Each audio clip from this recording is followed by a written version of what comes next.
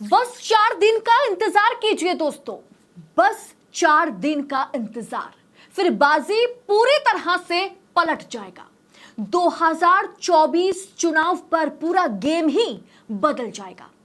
Supreme court ने केजरीवाल को अंतरिम बेल तो दे दी है, लेकिन इसके पीछे मोदी के लिए एक बड़ा संदेश भी है। सुप्रीम कोर्ट भी 2024 का मैदान मोदी के लिए पूरी तरह से खाली रखने को तैयार नहीं है। अब केजरीवाल की दहाड़ सिर्फ दिल्ली की 7 सीटों पर ही नहीं, जहां जहां विपक्ष है वहां वहां अब शेर दहाड़ेगा। केजरीवाल की अंतरिम जमानत से बीजेपी को और खास करके नरेंद्र मोदी को, सीधा नरेंद्र मोदी को कितना बड़ा नुकसान होने जा रहा है, जबकि दिल्ली की 7 सीटों के साथ 4 चरणों का मतदान अभी बाकी है। और इस समय केजरीवाल का बाहर आना कितना नुकसान बीजेपी को पहुंचाएगा। क्या केजरीवाल इलेक्शन का गेम ही बदल देंगे, चुनावी गेम को, चुनावी पासा को पलटा देंगे? इस पर वरिष्ठ पत्रकार अशोक वानखेड़े बड़ा खुलासा करने वाले हैं, क्योंकि माना जा रहा था कि इंडिया गठबंधन कुछ बड़ा प्लान कर रहा है, जिसमें केजरीवाल का होना बहुत जरूरी था। और अब इंडिया गठबंधन उस मास्टर प्लान को अंजाम देने वाला है। इसीलिए आपसे कहा कि बस 4 दिन का इंतजार कीजिए, उसके बाद बहुत बड़ा कुछ होगा। तो चलिए सीधा रुख करते हैं अशोक वानखेड़े जी का। वानखेड़े जी, स्वागत है आपका देशनीति के मंच पर फिर एक बार जुड़ने के लिए हमारे साथ। सुप्रीम कोर्ट से आज बहुत बड़ा झटका बीजेपी को लग गया और उतनी ही बड़ी जीत इंडिया गठबंधन के लिए है, केजरीवाल के लिए है। 1 जून तक के लिए अंतरिम जमानत केजरीवाल को मिल गई है। अब आगे क्या होगा, आगे किस तरह से रणनीति को तय किया जाएगा, और सबसे बड़ी बात, ये बीजेपी को कितना बड़ा नुकसान पहुंचाएगा? देखिए आदिति जी, इसको कई एंगल से देखना होगा।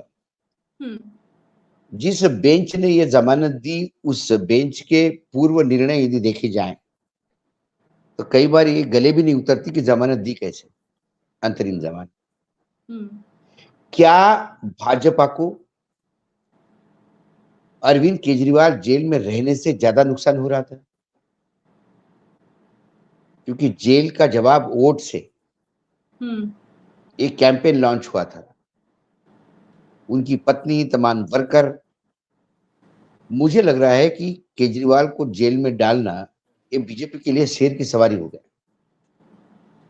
यदि उनको जेल में रखते हैं तो सिंपैथी जबरदस्त आती है, और यदि जेल से बाहर निकालते हैं तो फिर वो क्या दहाड़ेंगे, कितना ज्यादा भारी पड़ेंगे, ये तो कल से पता पड़ेगा। लेकिन आज जिस हिसाब से रिएक्शन आया बीजेपी का, वो हास्यास्पद था। उन्होंने कहा कि ये न्यायपालिका से अपेक्षा नहीं थी, ये क्रिमिनल को आपने चुनाव प्रचार के लिए छोड़ा। कम से कम भाजपा ये बोले नहीं। पीएचयू में एक आईआईटी की लड़की के साथ व्यभिचार करने वाले 4 भाजपा के पदाधिकारी चिन्हित होने के बाद भी अरेस्ट नहीं होते, क्योंकि वो मध्य प्रदेश में प्रचार कर रहे थे। यहां तो सिर्फ आरोप है, और उन आरोपों में भी कितना दम है ये संजय सिंह के जमानत में पता पड़ गया था। ऐसे कई ईडी ने केसेस किए हैं जिसमें ईडी मुंह के बल गिरी।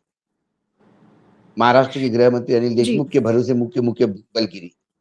तो कुल मिलाकर अब इनका छूटना, क्योंकि कोर्ट ने ये कहा था कि हम भाई टाइमिंग को लेकर चिंता थी। ये केस कोई ऐसा नहीं था कि अभी कल परसों 15 दिन पहले ही अनर्थ हुआ है, मतलब 15 दिन पहले केस पकड़ा गया और एकदम हलचल हुई। 2 साल से केस चल रहा है, 1-1.5 साल से। एलजी ने एक पेपर फाइल किया, उन्होंने किसी को किंग पिन बताया, उसको लोगों ने, ईडी ने अरेस्ट किया, वो जेल में गए। उसने 8-10 स्टेटमेंट दिए, फिर 8-10 स्टेटमेंट में उनके फाइन एक आखिरी स्टेटमेंट में उसने केजरीवाल का नाम लिया, उसको जमानत मिल गई, उसने इलेक्टोरल बॉन्ड बीजेपी को दिया। बहुत सारे नाटक हुए बीच में।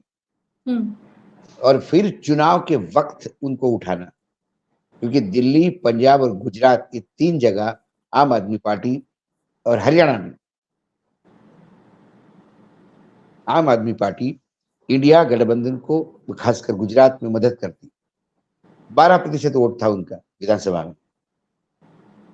और मुझे लग रहा था, मैं कई बार ये आशंका भी जाहिर कर रहा था कि केजरीवाल जी तभी बाहर आएंगे जब गुजरात के चुनाव हो चुके, क्योंकि इस बार ये जो गुजराती आका है दोनों, ये अपने भी राज्य में घिर गए थे। लोगों ने टिकट वापस किए, वहां विद्रोह बहुत हो गया था, वहां लोगों की नाराजगी थी, राजपूतों का आंदोलन अलग चल रहा था। ये तमाम फैक्टर्स से उन्हें केजरीवाल जेल में लग रहा था कि ये रहे तो कम से कम गुजरात हम बेल आउट करें। लेकिन ईडी अब ने पंजाब, जिस तरह से चार्जशीट को दाखिल किया, उसमें किंग पिंग कहना, उसे मास्टरमाइंड कहना, और ये सारा कुछ इस तरह से ध्वस्त हो जाएगा। देखिए मैं इसको ध्वस्त नहीं मानता। ये इंटरिम जमानत है और चुनाव के, भाई देखिए जज साहब ने यही कहा, ये टाइमिंग देखिए क्या है। ये टाइमिंग से लगता है कि चुनाव के लिए इनको तो अंदर नहीं किया, और यदि ऐसा नहीं है तो फिर अंतरिम बेल दे देते हम। अब वो अंतरिम बेल उन्होंने दी 1 तारीख तक की, जून तक की। 4 जून को नतीजे आने हैं, 1 जून तक तो चुनाव निपट चुके होंगे। तो बाकी बचे जगह में, जैसा सिर्फ पंजाब और दिल्ली नहीं, क्या अरविंद केजरीवाल अब बाकी बचा हुए देश में दहाड़ेंगे, इंडिया गठबंधन के एक हिस्सेदार बन के बाकी जगह टूट पड़ेंगे? क्या मोदी जी के हर रैली का जवाब देंगे? ये कई चीजें हैं। अब क्या आप पूरा ये जजमेंट कहने अभी की आया कोशिश नहीं। कर रहे हैं सर कि भारतीय जनता पार्टी के लिए ये एक डर बन गया था कि जितना ज्यादा देर तक केजरीवाल जेल के अंदर रहेंगे, ये जो भी स्लोगन उन लोगों ने बनाया कि जेल का बदला जो है वो वोट से लिया जाएगा, उससे क्या बीजेपी डरी हुई थी? क्या बीजेपी या आलाकमान यकीनन चाह रहे थे यकीनन कि बहुत, केजरीवाल छूट जाए? यकीनन आदिति जी यकीनन डरी हुई थी। महिलाओं के बीच में सुनीता जी जा रही थी, केजरीवाल जी की पत्नी, वो जा रही थी, उनके अंदर ये था। पूरी सिविल सोसाइटी एक प्रेशर बना रखी हुई थी। कई वकील थे जो कह रहे थे कि ये गलत हो रहा है। पूरा देश कह रहा था, पूरा विश्व देखता है इसको। बाहर के अखबारों में आर्टिकल छप रहे थे कि चुनाव के टाइम पे कैसे जेल में डाल दिए जाते हैं नेताओं को। ये तो हिटलरशाही हुई। हिटलर ने किया था ऐसा। क्या उसका डर था? न्यायपालिका को भी तो कभी अपनी इज्जत बचानी है। ये काम तो बेसिकली चुनाव आयोग का था। चुनाव आयोग कस्टोडियन है भाई हमारे लोकतंत्र का, क्योंकि चुनाव करवाता है वो। और जब चुनाव होगा तो चुनाव आयोग ने कह लेना चाहिए था, ईडी पीडी ये सब अलग अलग हटो, अभी चुनाव चल रहे, तब तक कोई नोटिस वोटिस नहीं। ये क्या नीरव मोदी है क्या भाग जाएंगे? विजय मल्ल्या है क्या जो भाग जाएंगे? एक राजनीतिक दल है, वो कहां जा सकता है? हेमंत सोरेन को जेल डाल दिया, केजरीवाल जी को जेल डाल दिया, उनके नेताओं को जेल डाल दिया। विपक्ष के जितने भी नेता है उनकी रेड हो जाती है, उनका पैसा पकड़ा जाता है। बीजेपी क्या बिना पैसे की चुनाव लड़ती है क्या? कांग्रेस का पैसा फ्रीज कर दिया, चुनाव लड़ने के लिए उनको मोहताज कर दिया। तो कहीं ना कहीं जनता को लगता है कि भाई आप आपने अच्छा काम किया, आप कहते हो कि पूरे देश मेरे साथ है। ये सारा नैरेटिव जब आप बताते हो तो फिर ये छिछोरी हरकतें करने की जरूरत नहीं है। और यदि ये छिछोरी हरकत हो रही है, इसका मतलब आप जो बताने का, जो नरेशन डेवलप करने का प्रयास कर रहा है, वो नरेशन नहीं है। अब की बार 400 पार नहीं है, अब की बार 200 पार के लाले पड़े हैं क्या, जो आपको ये काम करना पड़ रहा है? कोई भी जब विकास का द्योतक होता है, वो लगातार प्रगति और मैच्योरिटी होता है। हमारे यहाँ पहले 2 डैम बने, फिर 50 डैम बने, फिर 100 डैम बने। ये प्रगति है। वैसी प्रगति प्रजातंत्र में होती है। हमारे यहाँ प्रजातंत्र में देखिए चुनाव आयोग का परसेंटेज कितना बढ़ने लगा। महिलाएं कैसा अलग वोट करने लगी, पति के हिसाब से नहीं करने लगी, एक अलग कॉन्स्टिट्यूंसी हो गई। चुनाव आयोग और कितना नए नए चीज लाता है। ऐसे में आने वाले समय में तो ये होना चाहिए था, मैच्योरिटी क्या होती है, मैं जो कहता हूँ कि प्रगति या विकास क्या होता है लोकतंत्र का, कि जो विदिशा में हुआ, सॉरी खजुराहो में जो हुआ कि एक सिग्नेचर नहीं थी आपकी तो आपने फॉर्म रिजेक्ट कर दिया।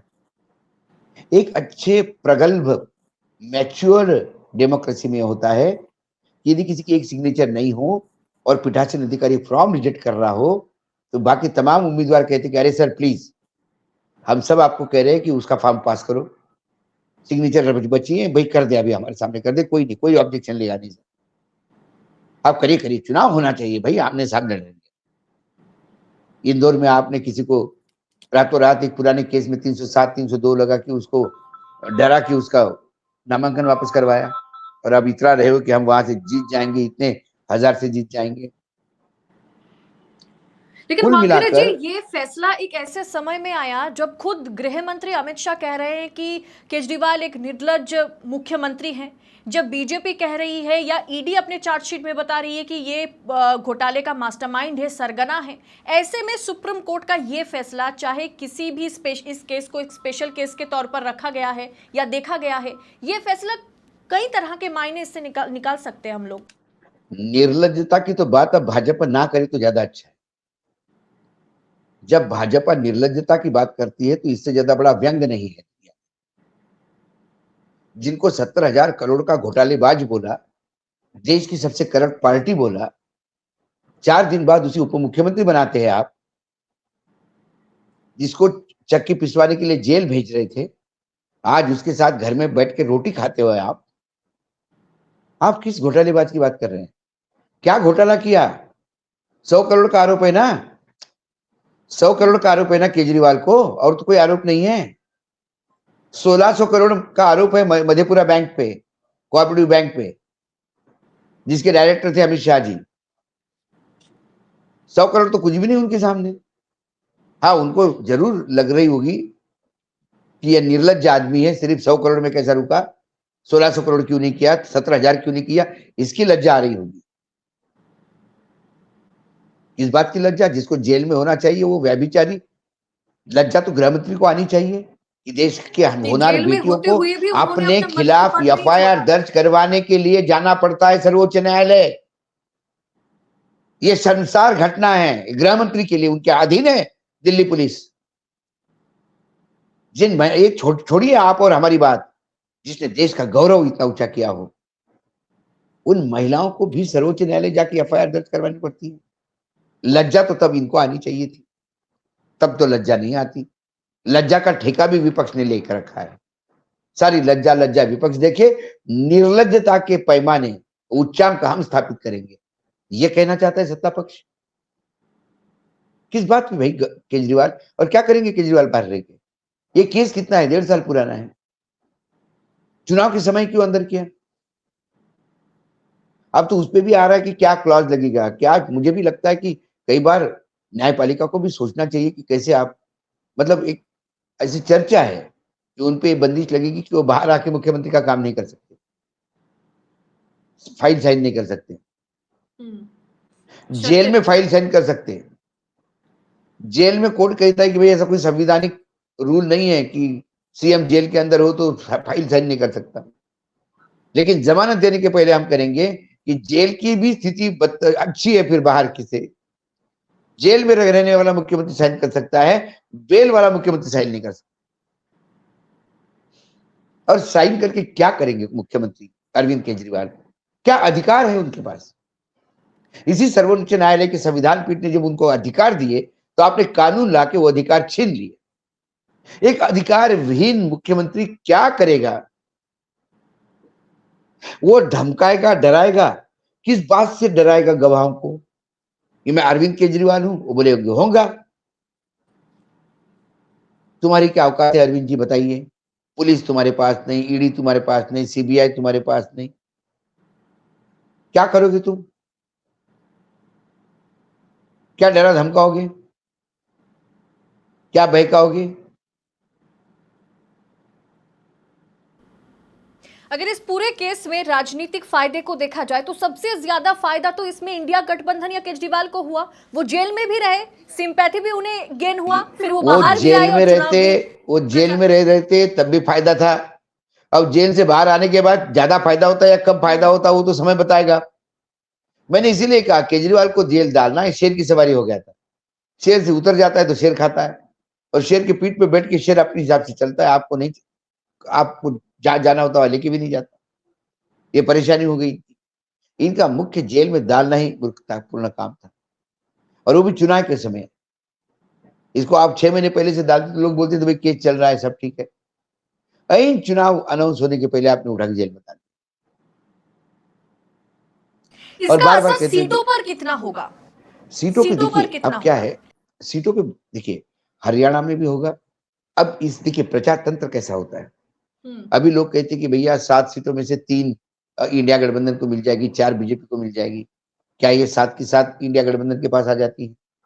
अब केजरीवाल आके दिल्ली के लिए क्या स्ट्रेटेजी नहीं बनाते हैं, क्योंकि स्ट्रेटेजिस्ट तो अपने पार्टी के रहे हैं, और उनकी स्ट्रेटेजी नरेंद्र मोदी जी के स्ट्रेटेजी और अमित शाह जी के स्ट्रेटेजी को टक्कर देने वाली होती है। यदि इंडिया गठबंधन में कोई इन दोनों को टक्कर दे सकता है सोच विचार प्लानिंग से, तो वो अरविंद केजरीवाल से कोई बड़ा नाम नहीं। तो अब लड़ाई बराबर की है। अब सामने भी उतरा है बल, उतने ही बलन का पहलवान। अब देखना होगा कि ये 5 दिन में किसी बाजी पलट जाती है, और फिर दिल्ली के सीटों पर अपना अकल कर सकते हैं। और साथ में यह भी बात है कि अगर केजरीवाल इंडिया गठबंधन का एक दिग्गज चेहरा है, शायद पोस्ट इलेक्शन को लेकर भी एक रणनीति वो तैयार करके ही 1 तारीख को वापस जाएंगे जेल। तो हो सकता है कि वो एक्सटेंशन मांगे बेल का और मिल जाए,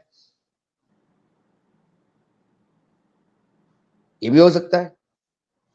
15 दिन का एक्सटेंशन मांगे और मिल जाए।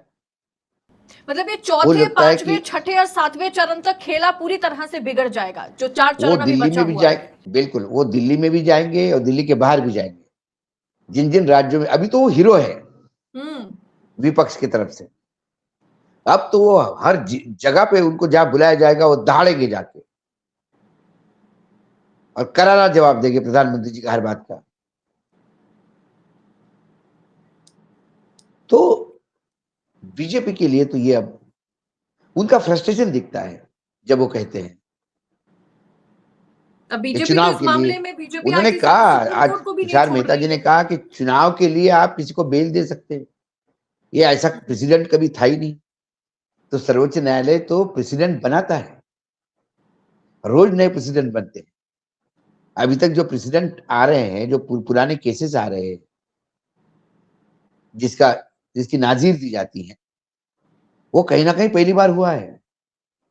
ये हमारे संविधान निर्माताओं ने भी नहीं कहीं सोचा होगा कि ईडी सीबीआई को ऐसा उपयोग करके लोगों को जेल में डालोगे। कभी उन्होंने भी नहीं सोचा होगा कि सत्ता पक्ष ऐसा कर सकता है, या फिर सत्ता पक्ष इतना यदि तुच्छ हरकत करेगा तो फिर विपक्ष भी छिछोरेपन पे उतर आ जाएगा, जेल से ही सरकार चलाएगा। ये भी कभी संविधान निर्माताओं ने नहीं सोचा होगा।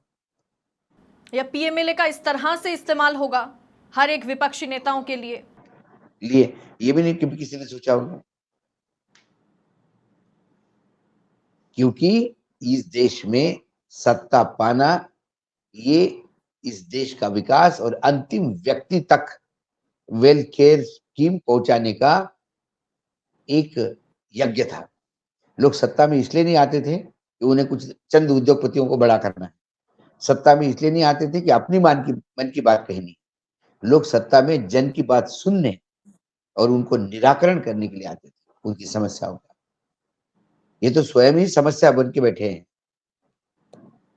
तो ऐसे में अपेक्षा क्या की जा सकती है? तो केजरीवाल का बाहर आएंगे तो एक सुखद है।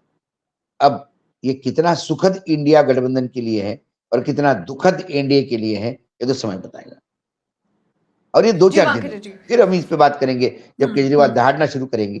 मैं प्रॉमिस करता हूँ, फिर तब हम इसका विश्लेषण करेंगे। देखिए फिर अब केजरीवाल के बाहर आने के मायने क्या है। केजरीवाल के अंदर रहने के मायने तो हमने देख लिए कि जेल का रिप्लाई वोट से देंगे और वो भारी पड़ रहा था बीजेपी को। जी, बहुत बहुत धन्यवाद देश नीति के साथ जुड़ने के लिए। Thank you sir.